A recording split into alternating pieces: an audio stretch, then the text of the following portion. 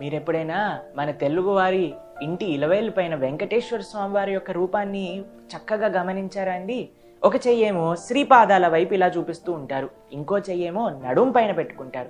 ఏంటి దీని అర్థము అని అంటే, మనందరికీ స్వామి చెప్తున్నారండి, తన శ్రీపాదాలను శరణు తీసుకున్నవారట ఇంత పెద్ద ఘోరమైన సంసారం అనే ఈ సముద్రం కేవలం నడుం వరకే వచ్చేస్తుందటండి. నడుములోతి నీళ్ళల్లో తొందరగా దాటుకుంటూ వెళ్ళిపోవచ్చు కదండి.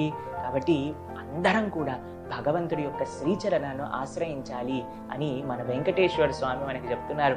భాగవతంలో చెప్తారండి, సమాశ్రితాయై పదపల్లవప్లవం మహత్పదం పుణ్య యశోమురారే భవాంబుదిర్వత్స పదం పరం పదం పదం పదం యద్విపదాం నతేషాం అని అంటుంది భాగవతం.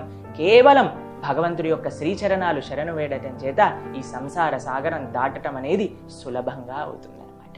హరే కృష్ణ.